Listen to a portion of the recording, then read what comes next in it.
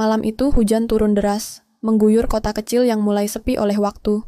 Angin mendesir di sela-sela dahan pepohonan tua, menciptakan suara lirih seperti bisikan yang membawa kisah lama yang belum selesai. Di sebuah rumah bergaya kolonial yang berdiri di ujung jalan beringin, lampu-lampu mulai berkelip sebelum akhirnya padam sepenuhnya, meninggalkan ruangan dalam kegelapan. Petir menyambar langit malam dengan kekuatan yang nyaris membelah udara. Suaranya bergemuruh, mengguncang kaca-kaca jendela, dan memantulkan bayangan aneh ke dinding yang dingin. Di dalam rumah itu, dua sosok sedang berdiri dalam keheningan yang tidak nyaman. Damar, seorang pria berusia awal 30-an, dengan wajah bersih dan sorot mata tajam, menatap ponselnya yang kehilangan sinyal. Di sisi lain ruangan, seorang wanita setengah baya bernama Bu Ratna, berdiri memeluk selimut tipis, sambil menatap jendela dengan pandangan jauh. Damar adalah menantu Bu Ratna, suami dari Arini, putri semata wayangnya. Rumah itu sebenarnya milik Arini dan Damar, namun malam ini terasa seperti tempat asing yang menyimpan banyak hal tak terucapkan. Arini belum pulang dari tempat kerjanya, sebagai manajer pemasaran di salah satu perusahaan distribusi besar. Sudah biasa ia pulang lewat tengah malam. Lembur telah menjadi makanan sehari-harinya, sejak kenaikan jabatan 6 bulan lalu. Bu Ratna sedang berkunjung untuk beberapa hari. Alasan yang ia sampaikan sederhana, merindukan putrinya. Tapi di balik senyum ramah dan perhatian yang ditunjukkan, ada kekosongan yang tak pernah benar-benar hilang sejak ia bercerai 5 tahun lalu. Ratna adalah tipe wanita yang terlihat tegar dari luar, namun menyimpan banyak kesepian dalam diamnya. Ketika aliran listrik mati, Bu Ratna hampir tersentak. "Dam, ada lilin enggak? Gelap sekali," suaranya terdengar dari ruang tamu. "Ada di gudang belakang kayaknya. Ibu tunggu sini, biar saya ambilkan," sahut Damar sambil menyalakan senter dari ponselnya. Namun Bu Ratna dengan cepat menjawab, "Jangan sendiri." "Aku ikut, ibu enggak nyaman sendirian di gelap begini." Damar terdiam sejenak lalu mengangguk. "Baiklah, tapi hati-hati jalannya, lantainya agak licin." Mereka berjalan perlahan melewati dapur, menuju pintu kecil yang mengarah ke gudang belakang. Tempat itu jarang dibuka. Bau lembab dan kayu lapuk langsung menyambut begitu pintu dibuka. Barang-barang lama menumpuk di rak dan lantai, menciptakan suasana seperti lorong waktu yang menyimpan serpihan masa lalu. Damar menyorotkan senter ke rak paling bawah. "Seingat saya, lilin ada di kotak plastik biru itu," gumamnya sambil membungkuk. Tiba-tiba, petir menyambar lagi. Kali ini lebih dekat dan lebih keras. Guncangannya terasa sampai ke lantai. Bu Ratna yang berdiri di belakang Damar terpeleset karena genangan air kecil yang bocor dari atap. "Ah!" jeritnya pelan sebelum tubuhnya terjatuh, tepat ke arah Damar yang masih dalam posisi membungkuk. Refleks, Damar menangkapnya. Tubuh mereka saling bersentuhan. Napas mereka saling bertemu dalam jarak yang terlalu dekat untuk disebut wajar. Untuk sesaat, tak ada suara. Hanya denting hujan yang jatuh dari sela atap dan hembusan napas yang tidak stabil. "Maaf, aku terpeleset," bisik Bu Ratna. Wajahnya hanya beberapa inci dari wajah Damar. Damar mengangguk pelan. "Gak apa-apa, Bu," jawabnya, tapi suaranya terdengar berat, bukan karena marah, melainkan oleh sesuatu yang tak bisa ia sebutkan.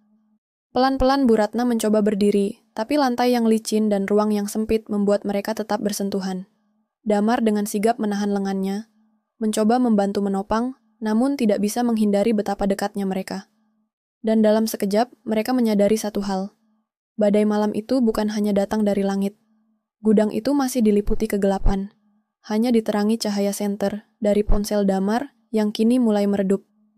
Di tengah ruang sempit dengan bau debu dan kayu lapuk, dua tubuh saling berdekatan dalam keheningan yang kaku. Namun hening itu bukan ketenangan, melainkan badai yang lain, yang muncul dari dalam diri masing-masing. Damar mencoba memalingkan wajahnya, tapi wajah Bu Ratna terlalu dekat. Wajah wanita itu kini tak lagi tampak seperti seorang ibu mertua. Untuk sesaat, Damar merasa sedang menatap seseorang yang benar-benar asing. Dan justru karena itu, terasa lebih nyata. Bu Ratna berdiri kaku, jantungnya berdetak terlalu cepat. Tangannya masih berada di lengan Damar, genggaman refleks saat ia nyaris jatuh tadi. Tapi sekarang genggaman itu terasa seperti penghubung antara dua dunia yang tak seharusnya bersatu. Namun, malam ini, garis batas itu terasa kabur. "Aku sungguh minta maaf," ucapnya pelan. Damar menggeleng, masih menjaga nada suaranya tetap tenang. "Enggak perlu minta maaf, Bu. Ibu kaget, itu wajar." Namun, kata-kata itu terdengar datar. Karena yang sebenarnya menggema di dalam pikirannya bukan kalimat itu, melainkan pertanyaan yang tak berani ia ungkap. Kenapa aku tidak langsung melepaskan? Kenapa aku membiarkannya terlalu lama? Bu Ratna melangkah sedikit mundur, tapi lututnya masih goyah. Ia menyandarkan diri ke rak kayu di belakang, mencoba menenangkan napasnya. Wajahnya tampak lelah, dan matanya, mata yang biasanya tegas dan penuh kendali, malam ini justru tampak kosong. Kita sebaiknya segera ambil lilinnya lalu keluar, ujarnya akhirnya. Damar mengangguk. Tapi saat ia membungkuk lagi untuk mengambil kotak plastik, ia mendengar Bu Ratna menarik napas dalam-dalam, lalu menghembuskannya perlahan. Kamu dan Arini masih baik-baik saja, kan? Tanyanya mendadak. Pertanyaan itu menghentikan gerak Damar. Tangannya masih menyentuh kotak, tapi pikirannya langsung melayang ke beberapa bulan terakhir. Malam-malam yang dingin meski mereka tidur di ranjang yang sama, percakapan yang semakin pendek, sentuhan yang makin jarang. Kenapa ibu tanya begitu? Balas Damar hati-hati, tanpa menoleh. Bu Ratna mengangkat bahu, meski Damar tak melihatnya. Entahlah, ibu cuma merasakan sesuatu. Arini lebih sering diam kalau bicara soal rumah. Dia bilang kamu baik, tapi nadanya seperti menahan sesuatu. Damar diam. Ia mengambil kotak lilin dan berdiri tegak. Saya juga nggak tahu, Bu.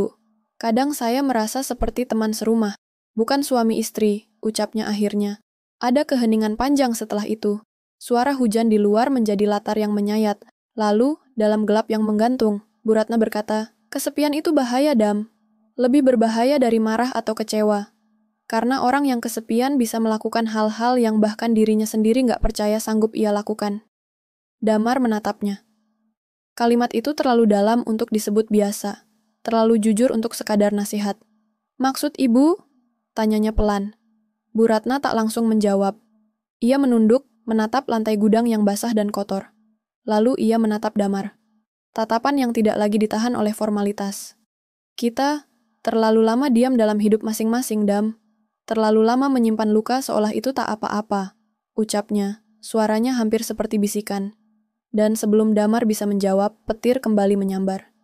Cahaya putih menyinari gudang sekejap, cukup untuk memperlihatkan wajah mereka.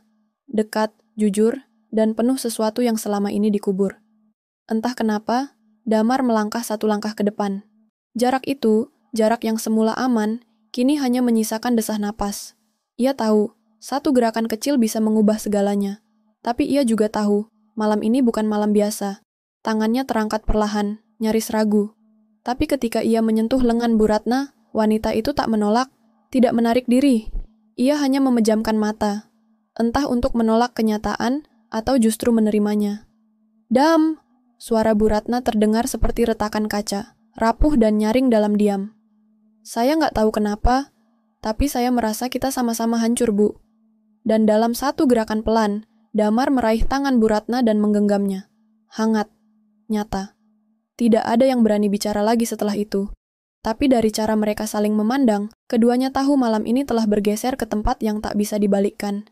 Gudang itu sunyi. Hanya suara hujan dan gelegar petir yang mengisi udara. Namun di dalam, dua jiwa berdiri begitu dekat, saling mendengarkan suara yang lebih sunyi. Suara hati yang selama ini mereka bungkam. Damar masih memegang tangan Bu Ratna. Jemari mereka saling menggenggam, bukan karena keinginan untuk saling memiliki, tapi karena kebutuhan untuk merasa tidak sendirian. Sekilas, dunia terasa melambat. Keheningan menjadi jembatan antara luka dan kerinduan yang tak pernah diberi nama. Bu Ratna menunduk, mencoba menarik tangannya perlahan. Tapi genggaman Damar tetap hangat dan tak memaksa, seperti bertanya. Haruskah kita berhenti hanya karena dunia bilang ini salah? Ibu pernah merasa sangat ingin bicara, tapi enggak tahu harus mulai dari mana, tanya Damar, suaranya dalam. Nyaris tak terdengar oleh angin yang menderu di luar. Bu Ratna tak langsung menjawab. Ia hanya mengangguk pelan. Setiap malam, bisiknya. Damar menatapnya lekat-lekat. Saya juga.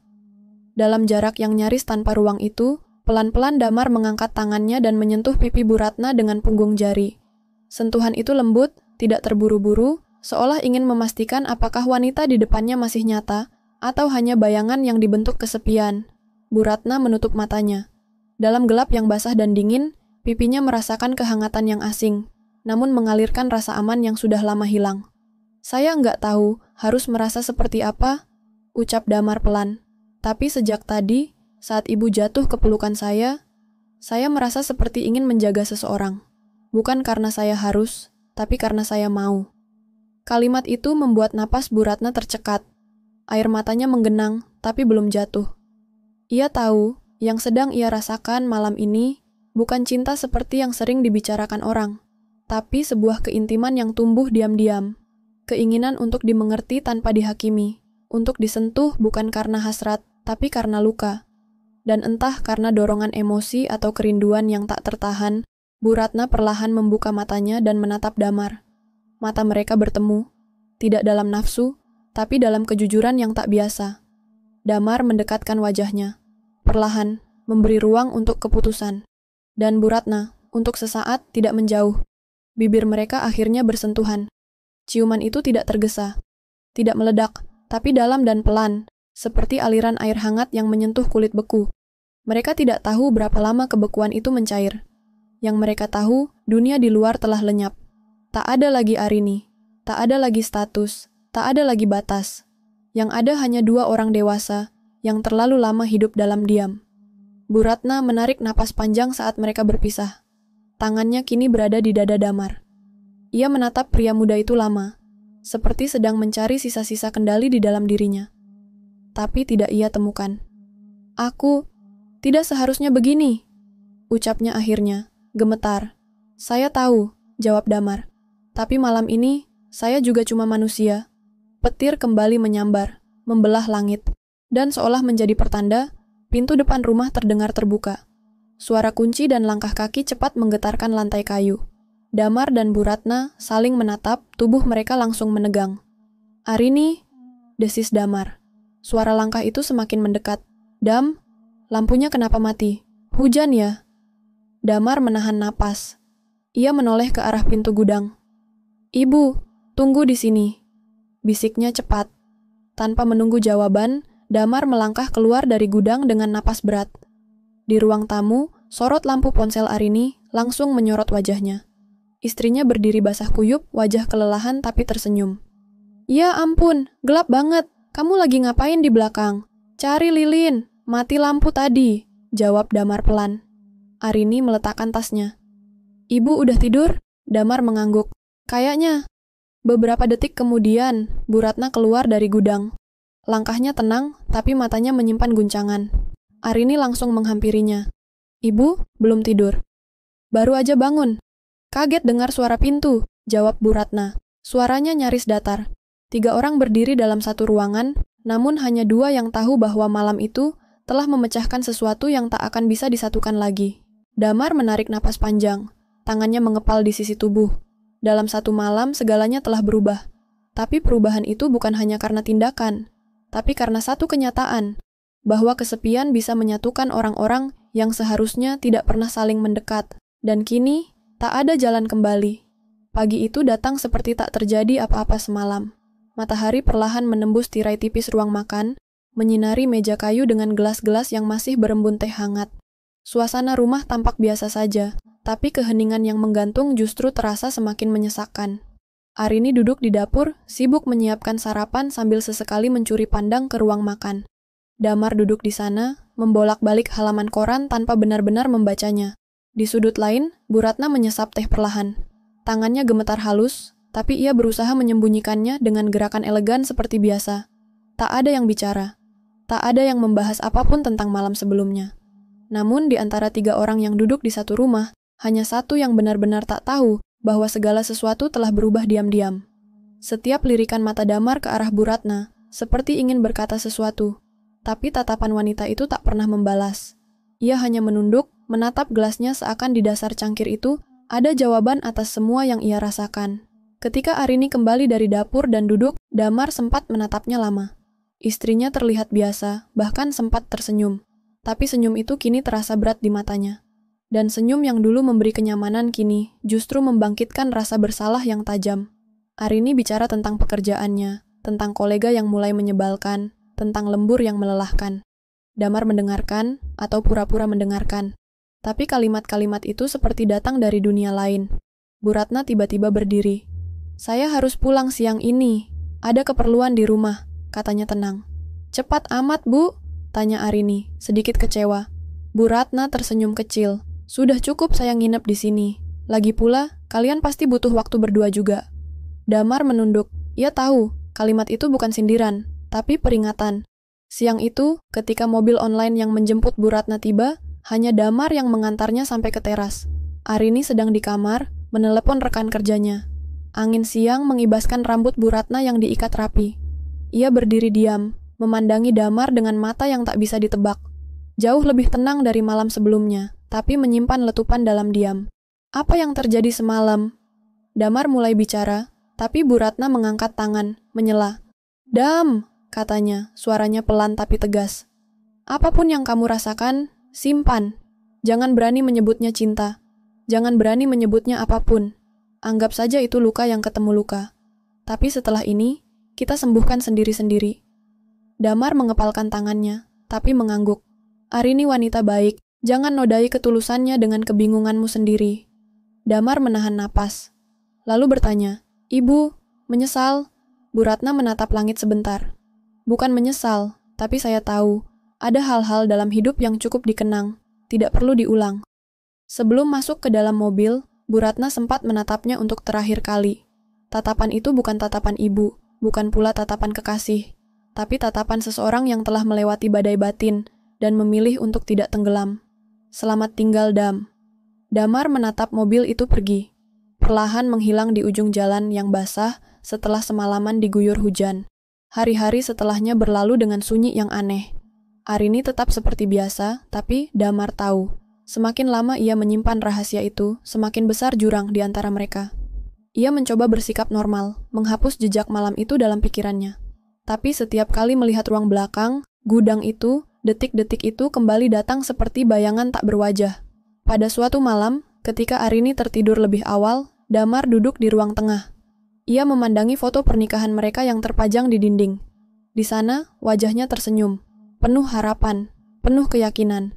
Tapi kini, ia hanya merasa kosong. Damar menulis sebuah surat yang tak pernah ia serahkan. Isinya sederhana, hanya kalimat-kalimat jujur yang tak bisa diucapkan. Aku pernah melewati batas karena hatiku kosong. Tapi luka itu tidak membenarkan apa yang telah terjadi. Aku ingin sembuh, dan aku ingin kembali menjadi orang yang layak untuk dicintai, meski mungkin bukan lagi olehmu. Surat itu ia simpan di laci meja kerjanya. Terkunci, sama seperti perasaannya yang kini harus dikurung dalam ruang yang tak akan pernah dibuka lagi. Karena dari semua yang ia pelajari, hanya satu hal yang pasti. Setiap malam gelap akan berlalu, tapi tidak semua yang terjadi di dalamnya akan hilang bersama pagi.